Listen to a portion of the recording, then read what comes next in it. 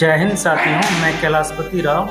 मैं देख रहा हूँ अभी की चौक चौराहों में, रोड में जो खंभा उम्बा होता है, हर जगह तिरंगे को बांधा जा रहा है। ये बिल्कुल हम लोगों के लिए खुशी की बात है, लेकिन दुख तब होता है जब 15 अगस्त के शाम के बाद 16 अगस्त 17 अगस्त को कहीं कोई तिरंगा गिरा हुआ मिलता है, तो ये हमारे लिए शर्म की बात है। तो तिरंगा लहराइए, जो लगा रहे हैं ठीक है, जिम्मेदारी भी उनका होना चाहिए कि उनको सही समय में उतार दिया जाए तिरंगे को। और इसके अलावा भी हम लोगों को जानना चाहिए कि देशभक्ति और राष्ट्रभक्ति और भी कुछ चीज़ें होती है, जैसे युवाओं में व्यक्तित्व और चरित्र का निर्माण करना भी एक राष्ट्रभक्ति है। सबसे पहले चरित्र और व्यक्तित्व का निर्माण हमारे अभिभावक करते हैं, उसके बाद चरित्र का निर्माण हमारे अध्यापक करते हैं। तो जब अध्यापक और अभिभावक दोनों मिलकर एक व्यक्तित्व और चरित्र का निर्माण करते हैं, तब वास्तव में हमारा देश एक मजबूत राष्ट्र बनकर उभरता है।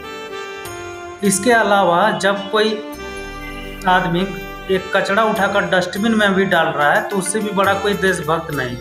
अगर कोई आदमी पर्यावरण के दृष्टिकोण से पेड़ लगा रहे हैं, तो उससे भी बड़ा कोई राष्ट्रभक्त नहीं। अगर कोई गरीब आदमी, आम आदमी विकास की मुख्य धारा से जुड़ रहे हैं, तो उनका भी आत्मविश्वास बढ़ता है। अगर कोई ट्रांसजेंडर को कानूनी सहायता एवं पद्म पुरस्कारों से नवाजा जाता है, तो उनका भी कानून के प्रति एवं व्यक्तित्व के प्रति मान सम्मान एवं विश्वास बढ़ता है। अगर कोई दिव्यांग पब्लिक प्लेस पर या फिर परिवहन में सहज महसूस करता है, तो उससे भी वो भी एक प्रकार का देशभक्ति है, उसमें भी आत्मविश्वास आता है। तो सिर्फ ये र्यूमर सा चला दिया गया है कि सफ़ेद कुर्ता पहनकर स्टेज पर चढ़ के कि बड़ी बड़ी देशभक्ति की बातें करें, तो रियल में क्या वही सिर्फ देशभक्ति है? ईमानदार और राष्ट्र निर्माण वाले नेता वो हैं जो गरीबों किसानों के चेहरों पर मुस्कान लाए, उनके खेतों खेतों तक पानी पहुंचाए, ताकि सुखाड़ भी पड़ जाने से उनके चेहरों पर मुस्कान बनी रहे। और एक मजदूर को मजदूर ही रहने दिया जाए तो ठीक है, उन्हें मजबूर ना बनाएं, उन्हें दान ना दें, उन्हें रोजगार से जोड़ा जाए ताकि उनका आत्मविश्वास बढ़े।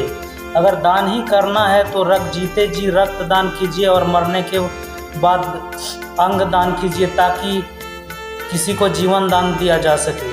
और जहाँ शिक्षा में हमारे देश में एक और IIT, IIM और NIT है, वहीं दूसरी ओर गरीबों को बेरोजगार की जमात में खड़ी करने के लिए सर्व शिक्षा अभियान का झुनझुना पकड़ा दिया जाता है।